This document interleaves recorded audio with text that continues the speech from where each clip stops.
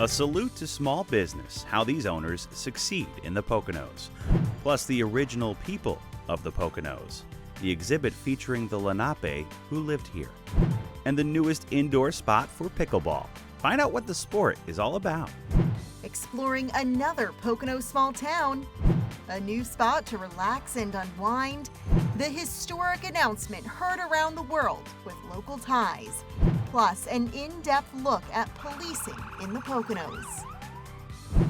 Hello everyone, thank you for joining us for this November edition of Pocono Mountains Magazine. It has been a beautiful fall foliage season here in the Pocono Mountains. I mean, check out these views from Skytop Lodge.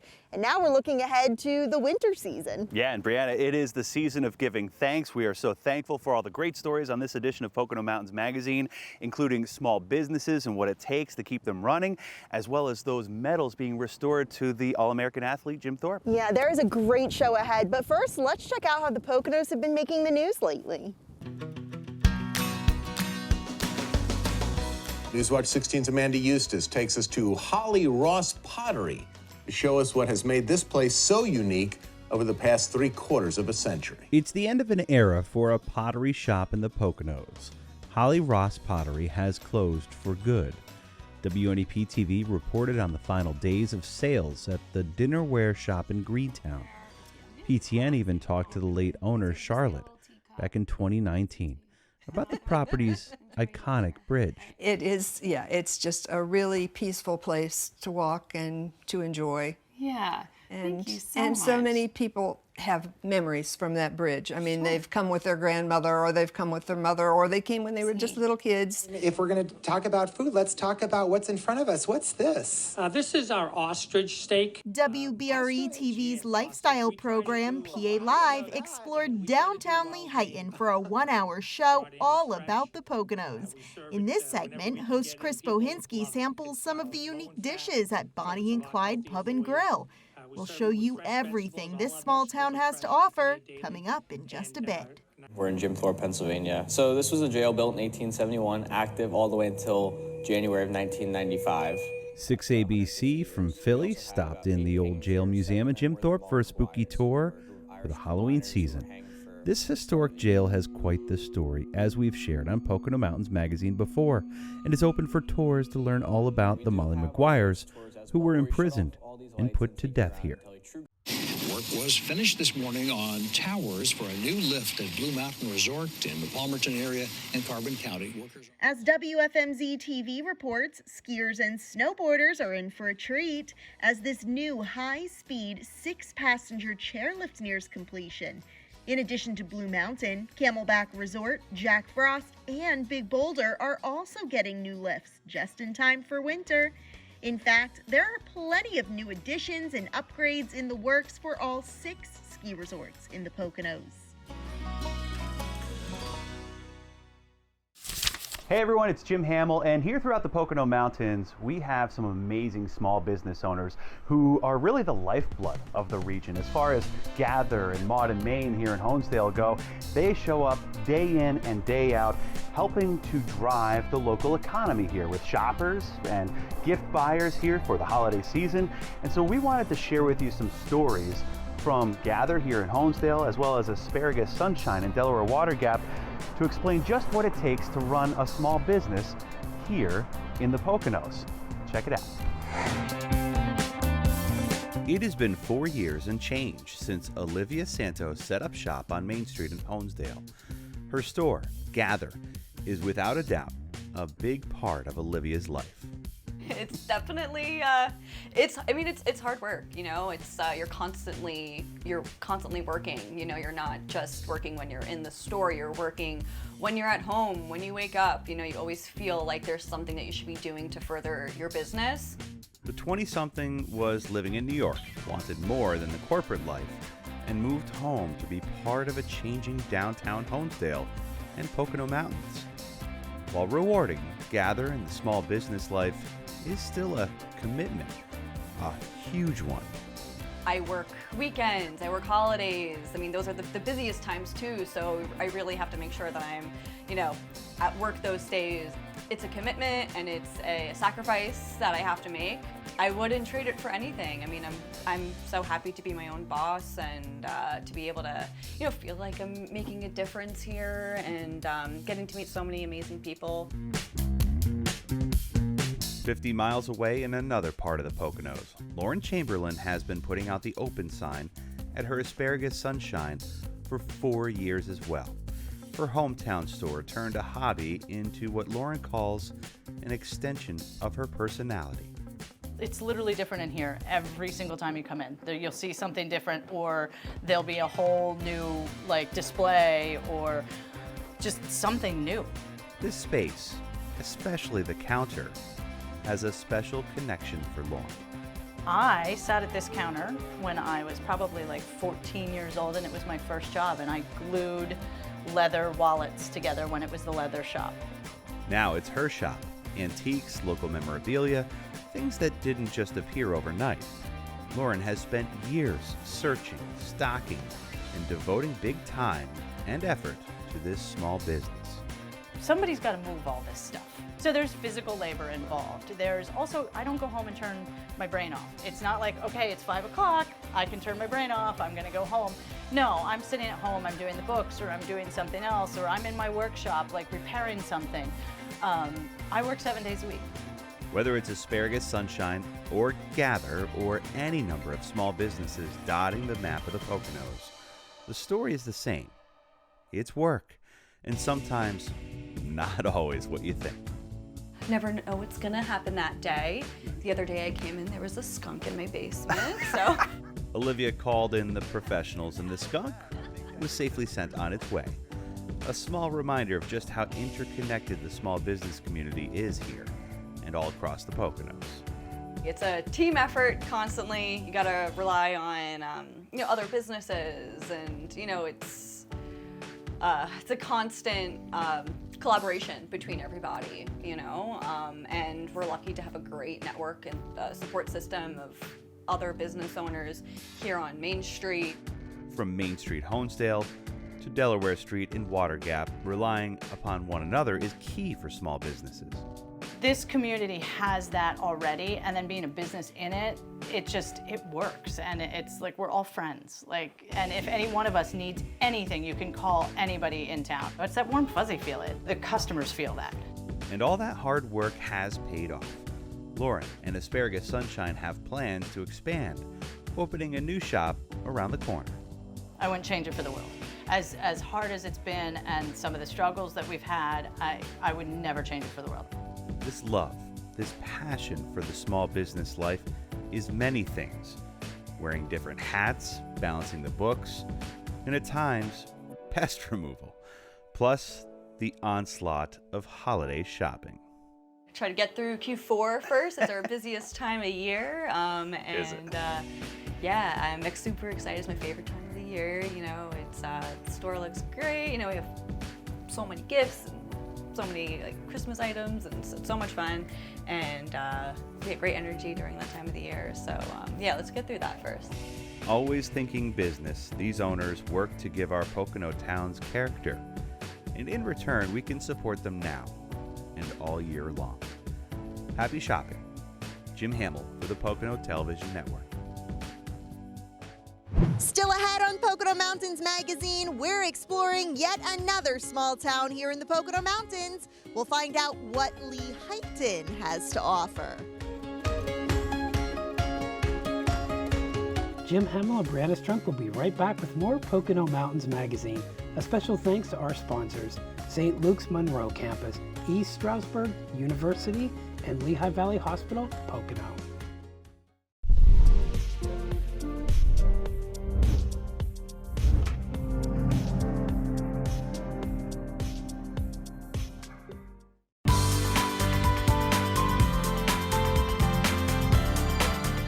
Welcome to Lehighton, home to some amazing businesses and just a short drive from plenty of other Pocono places. And check out this park and amphitheater, which hosts a seasonal farmers market and year-round events. Let's go check out what this small town has to offer.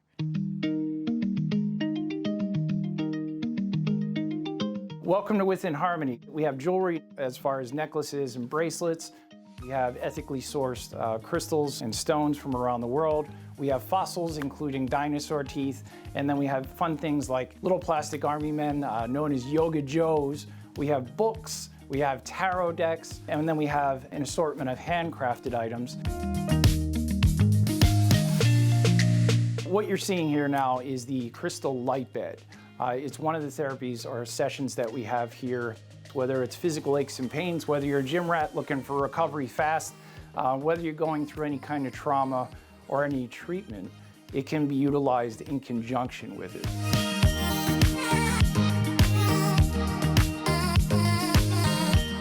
This shop is right up my alley. Of course, I have to take home a souvenir. All right, now let's head to another stop.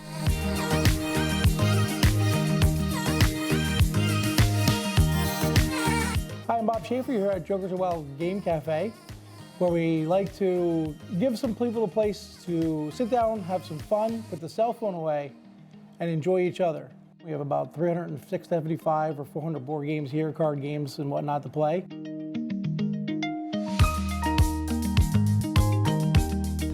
There it is. You win. You're a winner. There we go. See? We also have escape rooms that were designed by local teachers. We also have a very unique thing in that we serve food. A lot of game stores, if you go to a game store, you have to order food somewhere else or, go find a takeout somewhere. We do offer that for everybody here. That was fun. Now let's head back to the 1930s. Welcome to Bonnie and Clyde's Pub and Grill. We go from chicken wings to burgers to filet mignon to lump crab cakes. We'll do ostrich, we'll do wild game, boar, kangaroo. We'll do quite a bit of different things. This building was originated as a bank in the early 1900s. And when my wife and myself bought the building, and we wanted something a little different. Each booth has a different gangster's name. Each one has a little bit of a history of the gangster back in the day. So it's pretty neat. You sit at a different booth and get a little different education. Now let's head to one of my favorite stops on the Pocono Beverage Trail. Welcome to Wine and More. Here we offer both wines and tapped beers. Our wines are from a small family farm out in Pine Grove, Pennsylvania. We have everything from zero sugar, very dry reds, all the way up to very sweet fruited wines, spicy wines. We specifically are doing very well with raspberry habanero wine. Oh yeah, that is good. The other half of our business is the Carbon Craft Beer Tap Room. It's featuring Cave Brewing, which is a father and son brewing company down by Lehigh University. We have 8 of their craft beers on tap and they change constantly. We have tables and chairs, of course. We also have sofas. We have a massage chair. We often have classes here. So it's part coffee shop, part winery, part brewery, part community center. 2 bottles is better than 1. Now let's head to a second stop on the Pocono Beverage Trail.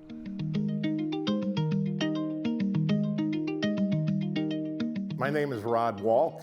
We're at Insurrection Distillery in Lehighton, Pennsylvania. It's a quaint, rustic setting. To our knowledge, this is the oldest building still standing in the borough of Lehighton. Our specialty here is handcrafted cocktails. We offer basically about 100 different cocktails. We have seasonal specialty drinks. We make probably about 25 different types of liquors right now. Flavored vodkas, flavored moonshine, regular vodka, regular moonshine, rums, bourbon, absinthe, quite a variety. Cheers to an action-packed day here in Lehighton, and this small town is close to many other attractions, like the D&L Trail, 3 state parks, including Hickory Run, downtown Jim Thorpe and Palmerton, the number 9 coal mine and museum, and Country Junction, the world's largest general store. For the Pocono Television Network, I'm Brianna Strunk.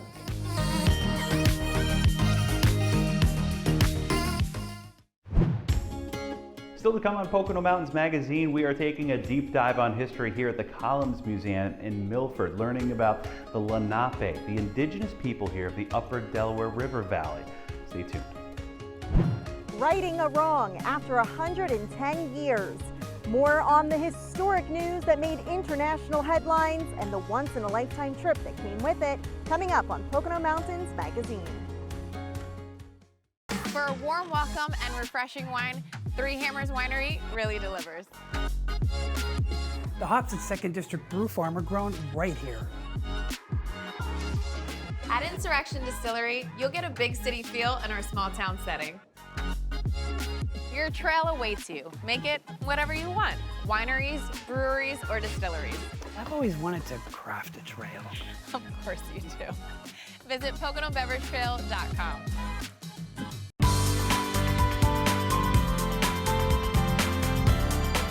Here in the Poconos, Jim Thorpe the borough is named after Jim Thorpe, the famous Olympian, who is laid to rest just outside the downtown. Part of his story includes what many consider a major injustice, which was recently corrected after 110 years. We recently caught up with Jim Thorpe's very own grandson to discuss the historic news as well as the once-in-a-lifetime trip that came with it.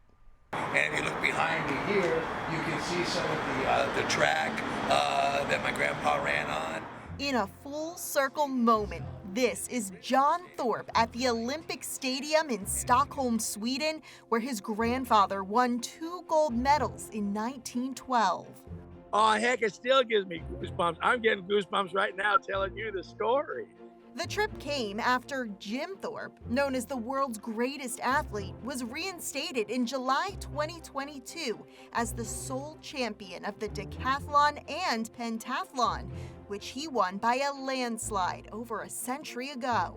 His grandson, John, found out about the reinstatement before it hit international headlines. When I heard that news, it was one of the most thrilling times of my life. After becoming the first Native American to take home gold for the United States, the International Olympic Committee stripped Thorpe of his medals and removed his accomplishments from the official record, determining he violated amateurism rules by being paid a small amount to play semi-pro baseball prior to the 1912 Olympics. It was wrong to take his medals away in the very first place. In the IOC bylaws, it states that if you have a grievance or with an athlete or a country, you have 30 days to file that grievance. In the case of my grandfather, they had waited 6 months. John Thorpe and his cousin Mary were recently invited to the Stockholm Olympic Stadium to witness the installment of Jim Thorpe's very own stone on the Walk of Fame and the unveiling of this World Athletics Heritage plaque. Both are now permanent fixtures at the iconic stadium. It was an incredible journey and adventure, and the people there are just so sweet and kind, and they love Jim Thorpe. They know more about Jim Thorpe, I think, in Stockholm than they do in California, where I was from originally. Yeah, they love Jim Thorpe. It's amazing to be here. Maria Lloyd, who owns a shop in downtown Jim Thorpe, also traveled to Sweden to show support and help document the historic event. She presented handcrafted gifts to some of the officials there for the celebration. It was amazing just to represent not just my company, not just the Native international tribes, but also representing mostly Jim Thorpe, because everybody knows that I came from Jim Thorpe. Jim Thorpe, Pennsylvania. This is what Jim Thorpe's all about right here. Oh my gosh. Waiting 110 years for a huge correction as this one, and I think that is super motivating just to be there and think that everything is possible. Advocates who worked to achieve justice for Jim include Bright Path Strong, a nonprofit founded to amplify Native American voices and stories. So there's been an accumulation of many people that have put in a lot of effort to get this final result done, to get him reinstated. That includes John himself, who never misses an opportunity to share his grandfather's story. This is where he went to school, with Carlisle. Including with the crew installing Jim Thorpe's Walk of Fame stone. He was really quite shy. He didn't like a lot of accolades. At one point, John even sat down with Pocono Television Network for this in-depth segment about Jim Thorpe's legacy. He also worked at the Jim Thorpe Visitor Center in the Poconos, spending his days talking with tourists and keeping his grandfather's memory alive. Well, it's not many people that have a town named after them. And the way that the town of Jim Thorpe honors and loves my grandfather is very endearing. And now, all those who ran the race for Jim Thorpe have finally crossed the finish line. Being reinstated, what do you think your grandfather would think about that or say about that? What took you so long? While this is a time to celebrate, John Thorpe says there's still work to be done. His family is now working to obtain the original 1912 gold medals, which they believe are still in the IOC's possession. Now, John Thorpe says when he comes to visit Jim Thorpe, the borough, he always stops by this memorial to perform a smudging ceremony, which is a ritual among Native Americans, and he encourages you to stop by and pay your respects as well. For the Pocono Television Network, I'm Brianna Strunk. Hi everyone, it's Jim Hamill, and here at the Collins Museum in Milford, it's so well known for this exhibit behind me, the Lincoln flag that has the blood of the assassinated president from all those years ago at Ford's Theater. However, there's another exhibit that's been here for about a year now. It is the Lenape Original People exhibit here that lets you immerse yourself in the culture and history of those people who lived here along the Delaware River in our Pocono Mountains region so many centuries ago. Each of the three walls within this exhibit, the Lenape, Original People, reconciling the past, embracing the future, is part of a story still being written today. Generations after the Lenape were forced out of these lands, their descendants have played a role in bringing their story home.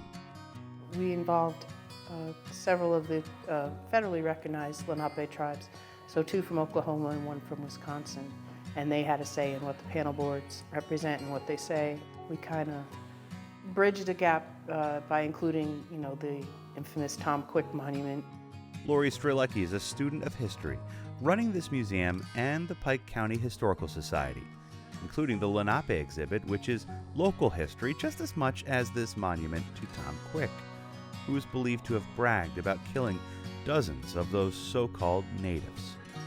There's these people out there that want to almost pick a fight with the tour guide or something, and they try and get something out of you like, oh, well, don't you think it's a problem that he was an Indian slayer, Tom Quick, and like that's a whole nother story. That's another story. It's not like we have a room dedicated to Tom Quick. As Strelecki explains, the Lenape couldn't comprehend how you can own land, that it's like owning a part of the sky. These panels paint a picture of land greed that destroyed trust between the settlers and the Lenape after the walking purchase of 1737. It's an unfortunate time of history, just like any other war. Much more can be learned about the original people of this river valley at the Collins Museum. A dugout canoe, pottery, and examples of tools that were used every day all give you the sense that the Lenape lived with the land, not off it. It's important to see not only what they used as tools and how they lived and what did they eat, what did they wear. I mean, we hope to build the exhibit to that point too, with the help of these federally recognized tribes. These artifacts are from the Historical Society's collection. Strelecki hopes to include more in the time to come. Right now, as we mark Native American Heritage Month, this exhibit fosters a common understanding of who the Lenape were and are. To learn more about them and their customs was always important. I think they're very interesting. A matrilineal tribe, it's always nice to give a nod to the women, and certainly they did, and that was their beliefs. The Lenape people inhabited a far wider geographical area than just the Poconos, but in what's now Milford, Strelecki says it was the Wolf clan that lived in this region until the mid-1800s. Parts of Oklahoma and Wisconsin became their new homes. It's up to them to create their own history now, and what's going on in Oklahoma and Wisconsin, I think they're doing great things for themselves there and making a name for themselves and also remembering fondly their roots here and learning about them, and I think that's the important part. Until the next chapter in the Lenape's relationship to the Poconos is written, this exhibit will remain a stark but an important history lesson. and part of the story of this place we now call home. Jim Hamill for the Pocono Television Network. Coming up next on Pocono Mountains Magazine, we're going to talk to 3 heroes of the Pocono Mountains that protect 30 million people when they visit us, and you and I when we live here. That's up next. We're getting zen at a brand new state-of-the-art wellness center in the Poconos. Coming up on Pocono Mountains Magazine. Your health has never been more important. That's why Lehigh Valley Health Network is making it easier than ever to take control with MyLVHN, your digital health partner. MyLVHN allows you to schedule appointments right from the palm of your hand, message your doctor questions, and even see an LVHN provider from the comfort of your home through video visits. With MyLVHN, you have on-demand access to your health anytime, anywhere. To learn more or to sign up, visit lvhn.org/mylvhn.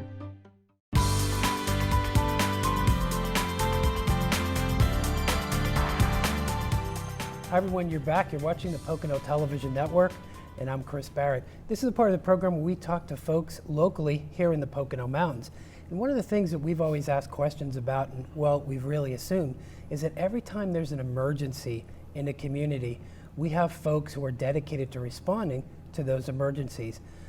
First responders, we know that everything that happened during the pandemic, if it wasn't for those folks, our life would have been much harder for that year of lockdown. So we're really honored today to have some of those first responders, police officers, who are the backbone of the Pocono Mountains community. We're going to talk to them a little bit about what it's like to be a police officer here in the Pocono Mountains. So who we have with us to my left is Chief Chris Wagner from the Pocono Mountain Regional Police. To my extreme left is Acting Sergeant Eric Rath from Pocono Township. And to my right is Captain Scott Raymond from Stroud Area Regional. So gentlemen, thank you so much for being here today. We're thrilled to have you. Thank you. So Chief, I want to talk to you first. Why did you become a police officer? So I think, Chris, I went through a lot of soul searching, I guess, like kids do these days, where I was in college, didn't really have a direction, didn't know where I wanted to go, flirted with different majors, and I know a lot of kids go through that. Eventually I started to kind of find my way, and I started to think military and moving in that direction. Again, it was personality based, and my plans started to become coming out of the military and then going into law enforcement. At the time, law enforcement academies had a long wait. You were hearing anywhere from 2 to 3 years waiting time to get into a police academy. Just so happened I had a family friend that said, "Hey, I can get you in the next class." Do I take that opportunity? And I decided, yeah, well, I'm not going to pass that up. And before I knew it, it just happened so fast. I was in the police academy, didn't end up going in the military, and kind of here I am. So throughout your career, I assume you started on the street as an officer. Right. So now you're a chief. So how many years have you been a police officer? Over 28 now. And what has driven you through that 28 years? What have you liked the most about it?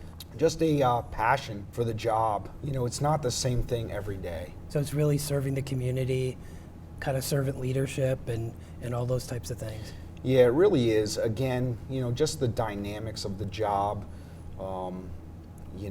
serving the community, really bringing, I always found it interesting to bring justice to victims. And we're going to come back to you, Chief. But Eric, if I could turn to you, how about you? How long have you been a police officer and why? Been doing the job 12 years. It was kind of singular focus for me. I kind of knew what I wanted to do from high school on. My grandfather was a police officer, so I kind of looked up to him and idolized him. I'm a high school and college athlete. My favorite part of this job is the team aspect of it. We're all brothers and sisters every day that you go to work, and you have to work as a team to accomplish the goals. Like Chief said, they're different every day, and they're ever changing. But if you stay together, work as a team, you're going to be successful as a department. That's kind of athletics to law enforcement. They really relate. You strap up a helmet and tie up your cleats, strap up your vest, and put your gun belt on. They relate to each other, and you have a lot of the same same mentality with the officers that you work with. So you always knew from a young age that you wanted to be a police officer? Correct. When you're little and you're watching movies and stuff, but once you hit high school and you're starting to think about which colleges you want to go to, which professions, there's really only one for me, which was law enforcement. So the day that you received your badge, do you remember that day? On the first day you worked the street, do you remember that? I do. Yeah, it was a proud moment. Chief Wagner was actually there for it. I love it. I'm in my 11th year at Pocono Township, and every day I go in, I love my job, and that's big for me. We deal with a lot of different things, a lot of stressful situations, and loving the job and the people that you work with makes it a lot easier to handle those situations. So Scott, if I could, we're going to come back, Eric, but Scott, if I could bring you in on this, why did you become a police officer? Actually, my uncle was a deputy inspector out in Nassau County, Long Island, and we got together with them about once every 3-4 months, and he would tell me all sorts of different exciting stories about some of his apprehensions over the years, and really just enjoyed listening to the stories about him basically getting the bad guy off the street and justice for the victims, as Chief Wagner had stated earlier. It was something that was different every day when he went out on the road, and had some excitement. And just listening to that, actually I originally wanted to be a landscaper. I wanted to just go cut grass and build landscaping walls. But the change up of the things that he did every day and the stability of the profession is why I ended up moving towards that in college. And how long have you been a police officer now? This is my second department. I was part-time up in Matamoros, up in Pike County for 2 years, and then got hired here, and I have 26 years in. So I know the chief and the sergeant, but as a captain, what are your duties as a captain? So we're going through a transition right now where I'm actually doing a lot of different duties, from hiring and recruiting to being in charge of the patrol division, making sure that the officers have what they need on a daily basis. So just another question for all of you, and Chief, I'll give this one to you. Why should someone pursue the career of a police officer, in your opinion? It's personality driven. You need to have the right personality. Again, what I see in a lot of the interviews is, the personalities that we attract are those who really care about the community and really want to serve. They sometimes come from a law enforcement family. It's just like any other career, a lot of times if, you have carpenters in your family or you have bankers or whatever the case may be, the children follow suit. And we see a little bit of that, but then we also see those who are kind of cutting it on their own, where, maybe their father was in a different career, their mother was in a different career. They decided they're going to be a first-generation law enforcement officer. And again, we really see that just overall desire to serve the community. We see the personalities that don't necessarily want to sit in an office all day. They don't want the routine of day in and day out, and that's what you find in law enforcement. And Eric, why would you tell somebody to be a police officer? It follows the same line as Chief. If you want to serve the community, what both of them said prior about victims and providing justice to them, those are huge key factors. And then I always fall back to the competitive side of it. You're constantly engaging and learning and dealing with different situations. I think that's a big attribute that new officers, when they come in and they have that competitive side to them, they seem to excel quicker and earlier. And that's, what it falls back to for me is a lot of military, a lot of prior law enforcement families. Those are the guys that come in and are competitive and excel and want to do the job and want to serve the community. So Scott, Eric mentioned learning, and I think that's interesting. Is there a lot of training that's ongoing all the time for you and your officers? Yeah, training is constant. Initially, you have the police academy that you would enter, and that's about a 6-month program. And then from there, when the department hires you, generally most departments have a field training program. And that's about 3 to 4 months, 12 to 16 weeks, give or take. And that process is taking what you've learned in the police academy and using it in the field. When you're in the police academy, you learn about the vehicle code and the crimes code and traffic violations that you will encounter later on. But you don't know how to process that information until you actually go out in the field. And the first day when you pull over a car and you're You say to your field training officer, I don't know what section to write this under. Those are all the things that you learn early on, so that when you are on your own, you have the resources that you can build upon to be able to go out and fulfill your duties. And I think you're human beings. You're coming at the position that you want to serve the public. So I always wanted to find out in your recruitment efforts, and Chief, I'll go with you first. What do you look for in your recruiting efforts? And I know some of you are just saying you're going through that right now. Right. So what do you look for in a candidate? We go through, obviously, all the background requirements, foundational educational requirements. So, of course, we're going to look for, high school diploma, college degree. Are they a military veteran? Do they have their Act 120, which is the police academy? So you can put yourself through the police academy. We look for those things as a foundation, and those, obviously give you the edge against the competitors that are coming through the interview with you. But at the end of the day, I think what we look for after all those educational and background requirements are laid is good personality and good character. I always say that if you can come into an interview and make me smile, you're probably going to get a job. So again, everybody kind of comes in with those same or very similar educational backgrounds, life experiences, those things. But it's that electric personality that's going to win you the day, and I think that's what I look for, coming out of the interviews as to, whose name I'm going to check, I guess. Well, this has been great. I hate to do this, but I'm gonna have about 2 minutes, and I have to wrap this up, believe it or not, because it's gone so fast. And one of the things we do want to tell everybody is we will be posting at PoconoMountains.com/jobs any opportunities that these departments and others in the Pocono Mountains have. But if I could just wrap one thing, and Eric, I'm going to go with you first, I think. What's one thing you would want everybody to know about being a police officer? First thing would be, we take the uniform off. We're just regular people like you. We put the uniform on. We're those same people. We might have to deal with people in situations that are usually their worst. But we're here to serve. We're here to serve. We're here to protect. And we're here for the citizens. And sometimes I feel like that gets forgotten, but that's our message. We're here for you. We're here to serve you. We're here to protect you when you need us. And that's our department. It's kind of our motto. We're here for the victims, and we're going to run in when everybody else is running out. And I feel like most people know that, but sometimes it gets lost in the message today. But that's our biggest message: is we're here to serve for you. Scott. I honestly couldn't answer that any better than he just did. I mean, for being in a profession for 27 years, it's been all about, trying to deal with the public and to work with the public. And like you said, you take the uniform off. I'm a dad, I'm a husband, I'm a community member. I live in the area that I serve.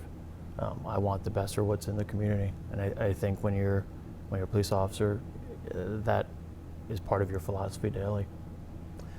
Well, everybody, this has been a great time that we've spent with 3 of our heroes here in the Pocono Mountains. When the 30 million folks visit us yearly, you can be rest assured that you're well watched over by these folks and the teams that serve with them. And we will be right back with more Pocono Mountains Magazine. At East Stroudsburg University, you will study with cutting-edge technology. You can perform in the classroom, field, or stage. You'll get involved on campus and off. You can have fun preparing for your future.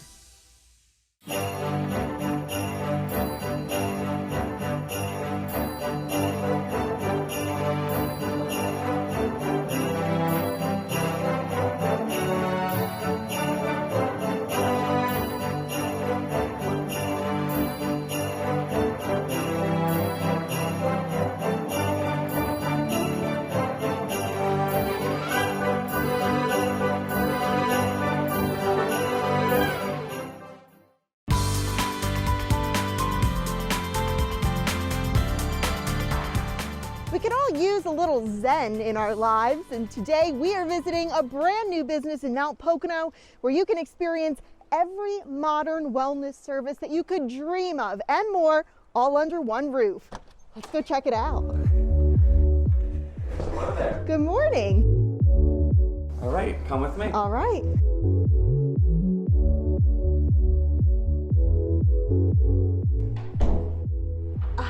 Feeling peaceful already. Welcome to Magnolia Inn and Wellness Center, state-of-the-art facility offering cutting-edge wellness services. We are conveniently located just across the street from Mars Trailways bus station, bringing people from New York City Port Authority just a short 2-hour bus ride. We offer cryotherapy. It's a cold therapy, just 3 minutes, reducing the joint pain and boosting energy.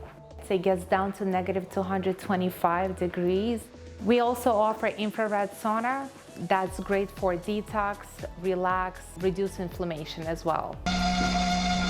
Hollow salt therapy is very, very popular, especially post-COVID, because it definitely helps with the lungs, the respiratory conditions, asthma, allergies, and you just enjoy the session of 30 minutes of breathing and inhaling the salt air.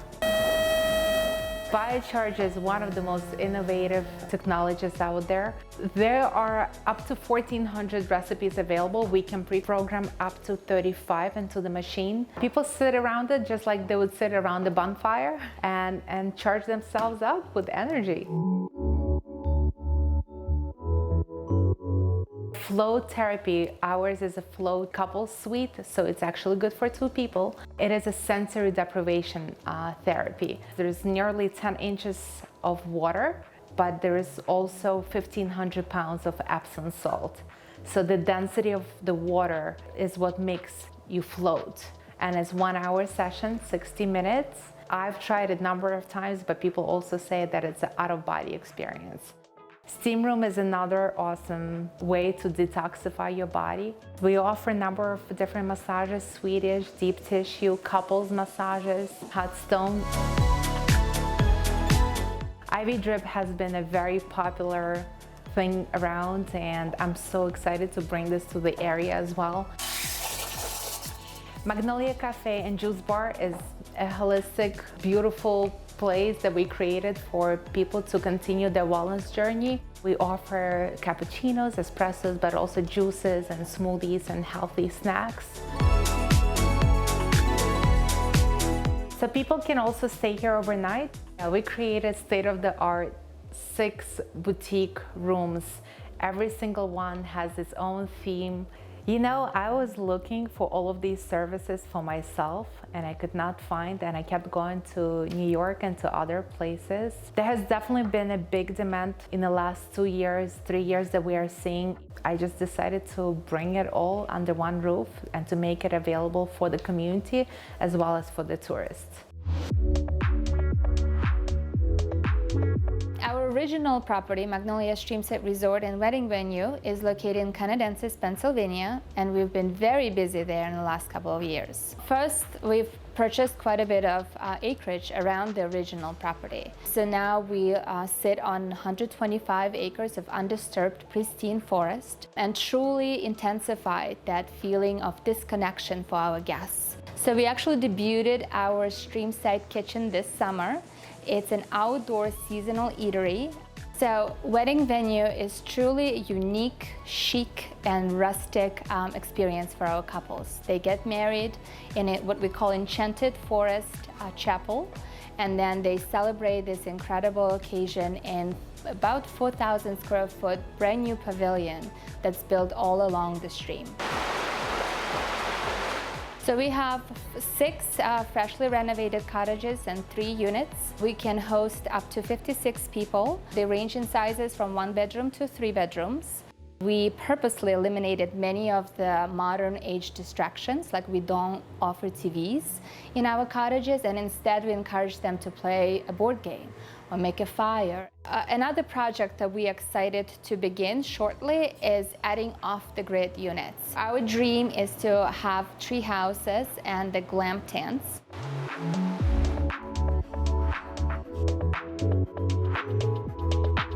Both properties have truly been our ability to kind of bring our dreams to life. And we're so blessed and excited for the journey ahead.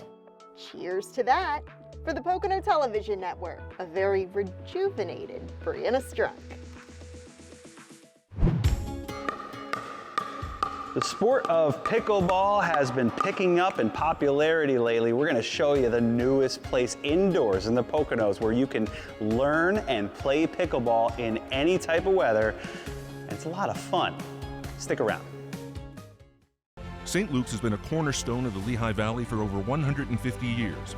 It was originally founded to provide industrial workers with immediate local access to care.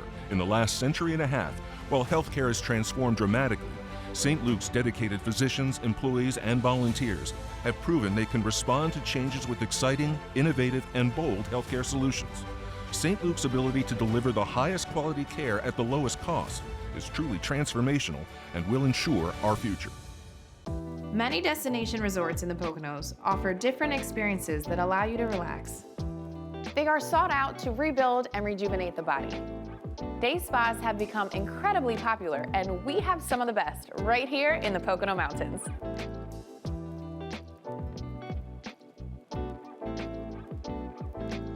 Experience a new inner peace with some of the world's best spa therapies right here in the Poconos. Visit PoconoMountains.com.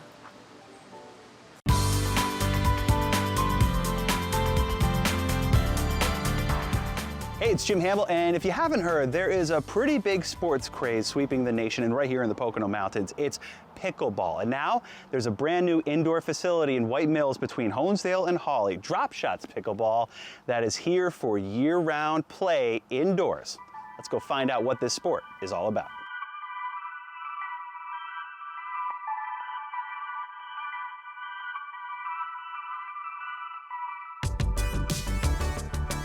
Hi, I'm Christine. Hi, I'm Matt. And we're Dropshots Pickleball. It's a cross between, ping pong, tennis, and badminton, and it's a really fast-paced game that you can pick up quickly. I've never played pickleball before, but my friend Raph here, he's pretty good at it. You just won a tournament, didn't you, in Atlantic City? Good for you. Atlantic City, yes, I did. And he's going to give us what it's all about. Describe to me the basics. Basic starts by holding the paddle. Mm-hmm. You hold the paddle, it's like shaking hand. This is the form you want to have around the paddle, so it's even like this. Teach you how to serve, get it over the net, and do little volleys. And then from there we can do drop shots, dinks, simple. Drop shots and dinks. Yeah, I'll explain to you what that is. Sounds fancy. You want me to show you? I can show you right now. Absolutely, Okay, absolutely, let's yeah. So this court is a little smaller than a tennis court. Correct. Okay. Yeah, the dimensions are 44 by 20. The no volley zone is 14, so the net in the middle will be 7. When you dink, it's just hitting it over the net, letting the ball bounce. You're allowed to get in the kitchen, hit it, and go back out. Okay. Both feet has to be established over the white line.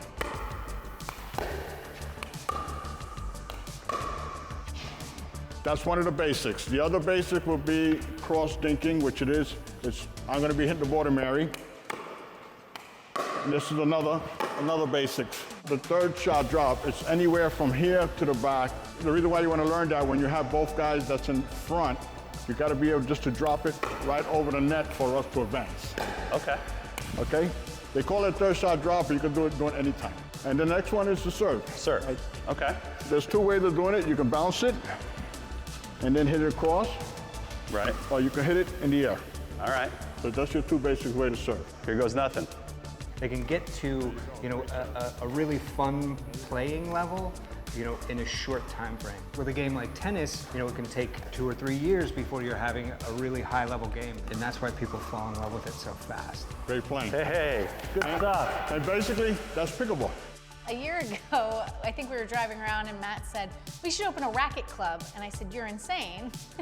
But then, as I started to see the game of pickleball pick up and that sort of thing, then we saw on social media that this was becoming available. And when we came and looked at the space, we were like, this is perfect. And there's a local community of pickleballers that really didn't have a winter place to go. So we wanted to provide a really cool space for them. You get your heart rate up though, don't you, Ras? We want to be a place where people can play pickleball, obviously. Also, as a place where there's a little bit of a community as well.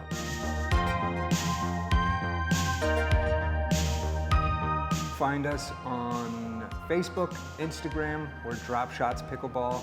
Our website is dropshotspb.com. And those are the best ways to get a hold of us. If you want to book a court, you can do it on our website.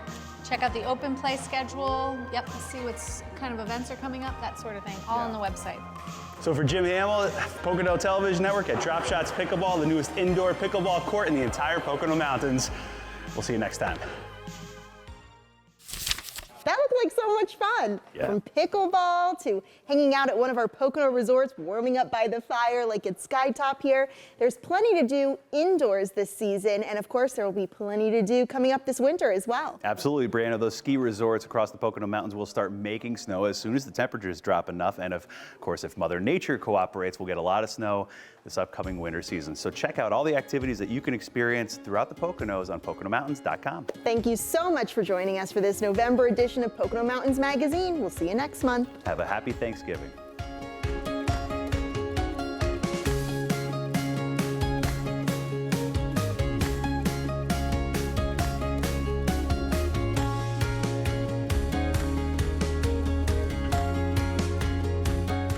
Thanks for watching. Make sure you subscribe to the Pocono Tourism YouTube channel and click the bell button below to be the first to watch new videos.